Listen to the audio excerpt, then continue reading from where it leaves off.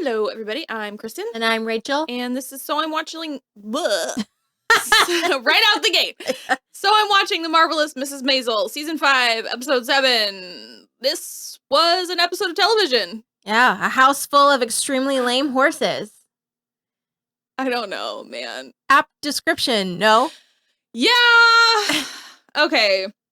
The title basically is because Zelda has gone. She's married Janusz, but she also can't really cut ties with the Weissmans.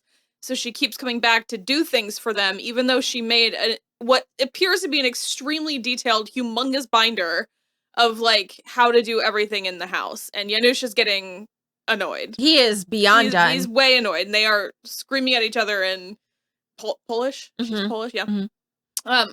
So that kind of goes throughout the thing, like the bathroom floods and they can't get the pilot light lit on the stove and like just a handful of things. It doesn't really go anywhere. Zelda says they're going to get their phone removed from their apartment, but like, just stop coming. Yeah, I don't know. I don't know either. Also, like, Midge is like pretty sufficient. Like, she can do things. And I'm getting really... I kind of don't know why we're still doing some of the things we're doing, because the whole roundabout with Moish and Shirley about, like, who can get tickets for them to see the Gordon Ford show, and Midge is like, it's me. I work there. I'm getting you tickets. And then they're there, and they're sitting in the audience, and they're like, just point us out who to thank. And I'm just like, fuck you! Like... This is, I've learned something about myself with this show, and I'm done with the parents. They are a very large source of my anxiety during this show. Yeah. Because I think you verbalized it a little bit better, but you're exactly correct. Why are we still doing this? Yeah. Comedy rule of threes, but we are in the sixes. Yeah. We are in the 12s. Like, sixes, this is...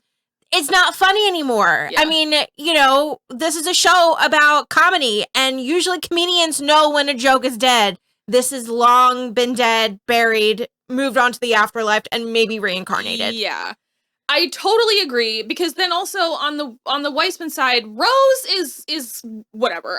She was born with a silver spoon in her mouth. I can 100% understand her not knowing how to turn on a pilot light. I would be afraid. I have had that happen. Yeah. My pilot light went out, and I was like, oh dear God, I'm going to blow up my apartment. But you know what? I didn't. Exactly. I just did it.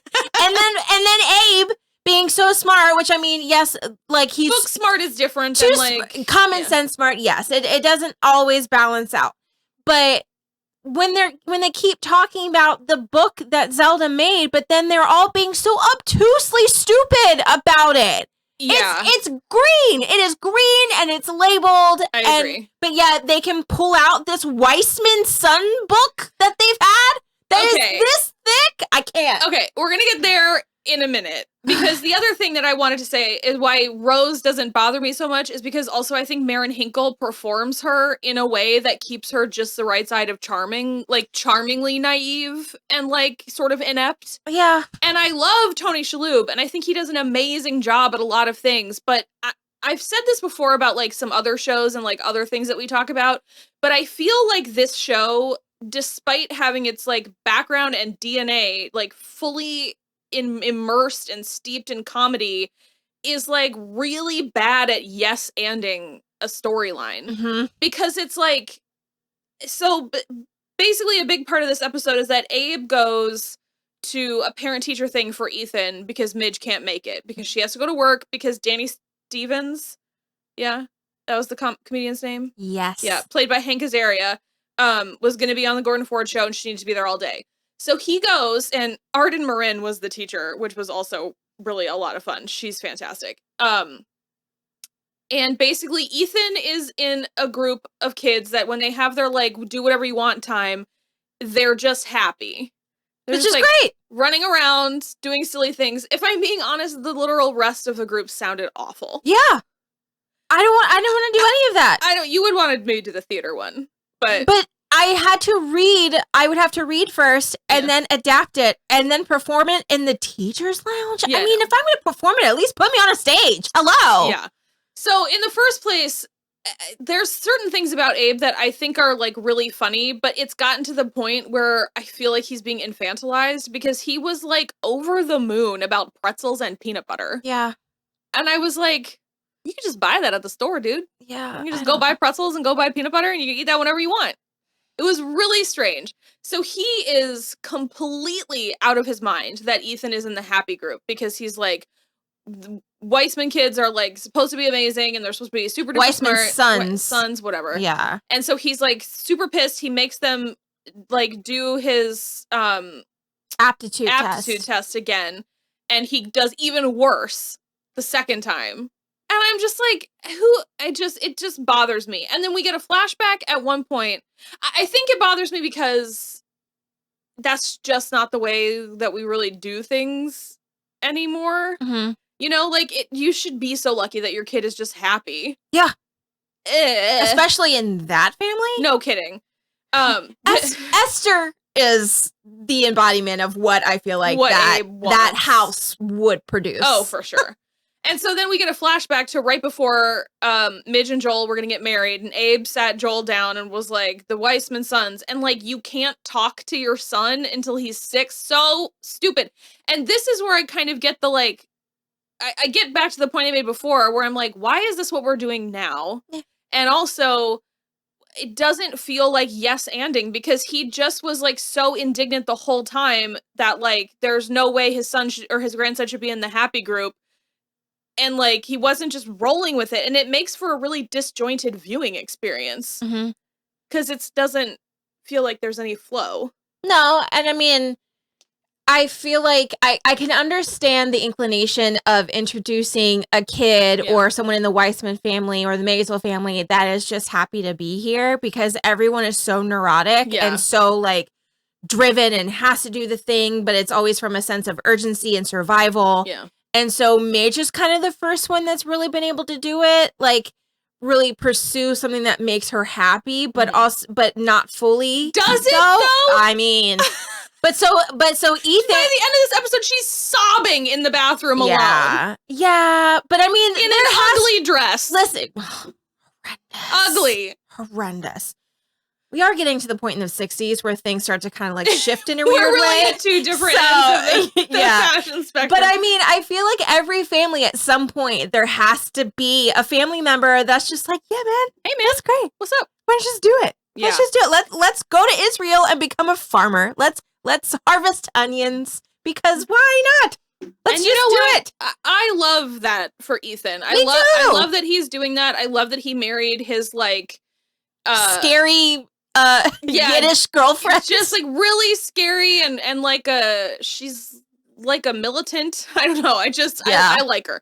And so that is basically, and I love too that Joel, because that's the thing is like for me it's really like, who can I say? I think it's Miriam, Susie, Joel, and like sometimes Rose are the only ones that feel like they're yes-anding the situation. Everybody else feels rigid. I don't know if that's just me.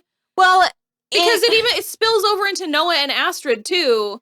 Because with the baby thing, they were, I don't know, man. Because when you say no, when you hard stop it, there are ways to keep it going, but it tends to be more of a negative experience, or you have to spend your time convincing to get you to come around to the yes, where that can be a very anxiety-driven experience because it's like, will they, won't they? Yeah. So it can be confused as exciting in a weird way. Like, I don't vibe with that. Well, and that's the thing too, is like, I'm aware that this is not an improv show. No, like, but this is heavily scripted. I know how the Palladinos work. But it also just is like, it doesn't work the same way here that it worked so well on Gilmore Girls, because this should be all about the like easy flow of comedy. And that's how I should feel when I'm watching these setups and these exchanges that are funny. Like the thing with all the Weissmans and then Zelda and Janusz, like that should be funny. But Janusz is furious. Yeah. And like Zelda is caught in the middle and the Weissmans are all just being stupid. And like, it's very frustrating to watch that. And I think to go back to the no thing, you're either getting why or but. Yeah. And usually when someone says no, it's for a really dumb reason. Yeah. And I feel like people lean on that because it's like, oh, but them saying no for a stupid reason is funny. No, it's not. Not always. Because you're slowing everyone down. Exactly. And I don't want to spend my time having to work on that, like, to move things forward. It's just all we're doing is box stepping or moving backwards. Mm-hmm. And I feel like all we do in the show is move backwards now. Okay, so to pivot off of that, I do feel like we moved forward a little bit with Midge. Yes. I think we did some good character work with Midge. I will also say this episode was over an hour long, and it felt like it, and I don't think we accomplished over an hour's worth of plot. Nope. So, but the thing with Midge is that she meets Danny Stevens, who basically is on what feels sort of like a Mary Tyler Moore type comedy, 60s comedy, with a woefully underused Sutton Foster. I just had to scream that. And so he meets Midge in the writer's room, and they get to talking, and she tells him basically, you don't need a bunch of new jokes to be on the show. If you are talking about your book and that's what you want to talk about, you should just make the stuff in your book funny. Good advice. Mm-hmm. That's what Midge does in her act. That's good advice. That's basically what it is to go on a late night show. And so he does that, and it does gangbusters. Mm-hmm. It's very funny. Hank Azaria is amazing. I always love him and everything. And then after the show, he tries to poach Midge from Gordon Ford, and Gordon gets mad. And then again, we do this weird cyclical thing that I thought we were finished with, like 3 episodes ago with Midge and Gordon, where before we get there, she's been approached to go on the Jack Parr, or not on the show, but like to do, what did they call it? A showcase. And she's the only girl, and she's got a great spot in the lineup and all this stuff, and Susie got it for her. It's fantastic. And also Susie got it for her because now Mike is like helping out, being friendly and being nice. And so she goes to Gordon and she's like, hey, I'm going to be on the Jack Parr show. I wanted you to know so you could like give it to me first. And instead of that, they just go like 3 rounds about whether or not Danny Stevens was hitting on Midge. Who cares? Right. First of all, I did not read it as him hitting on her. No, not at all. Not at all. So I'm on her team. No, he's saying that because he likes Midge, and he's mad because Midge won't sleep with him or Midge won't go for it. And I thought we were done with that. Me too. And it's just like, if she's not saying no to you because she's not attracted to you, she's saying no to you because she doesn't want it to be about her getting it because 100%. They were f***ing, 100%. which is great. And you should respect that. But he's not. And it's just like, okay, well then just then. Because I don't like this. Yeah. I don't like it. Put her on the show. Yeah. La la la, hooray, hooray. And then right when she's done, walk off into the wings and just stick it in there. Just do it. Just please. Get all up in there. Because I don't like this dance. And I'm so sorry. I don't want to shit on this. I don't want to. I'm just not having a good time. So I agree. And I also think that this episode was absolutely wild. There are only 2 episodes of this show left forever. What on earth? I don't know. And then this does not feel like the ramp up to a series finale in any capacity. No, and then and so Midge doesn't get booked on Jack Parr, but the booker wants James. Yeah. And then because he wasn't even there. Out no, yet. And he's like he wasn't even there. He didn't audition, didn't see anything. And but people are talking about him. Right, which understand. And Midge is like, no, you should book him, whatever. And then Susie's like, it's not your turn yet. And I just feel like that's short-sighted, Susie, if you're running a business. Yeah. I understand because of loyalty for Midge, but like, but I don't know. But not giving them James isn't going to make them change their mind and give it to... No, it's not. Yeah. It's just going to hurt everybody else. I also do think it's interesting in a terrible way that, like, Midge was clearly, from what we were able to see and the dialogue we gleaned, Midge was, like, the star of the night. Mm-hmm. And still the guy was like, I don't know how to market her. And Susie was like, she's a comic. Like, get your head out of your ass. And then he was like, that was a nice audience. It's like, go f yourself. No, it wasn't. Especially because she's, like, commiserating with the other comedian after, and he's like, yeah, no, that was terrible for me. Trash. It was, like, really bad. Yeah. So, I do like that Midge was like, no, you should give it to James. Like, absolutely, like, he should have it. And she really, like, put her own ego aside for, like, the first time that we've seen in ages. Yeah. And was like, don't let this mess you up. You should definitely let him have it. And she didn't make it anyone else's problem. She went home and cried alone in the bathroom. Mm-hmm. And I'm sort of okay with that. Except there are still 2 more episodes for her to be so terrible. And then the only other thing is that, like, we jumped to the 70s and... Oh, because Rose's matchmaking business. Yeah. And they bought the building and it's not making money. And Midge is just, like, sinking a bunch of money in there. And I also feel like Rose must be, like, dying because she made a very specific comment about how she was going to give Rose as much money as she needed to keep this going for what time she has left.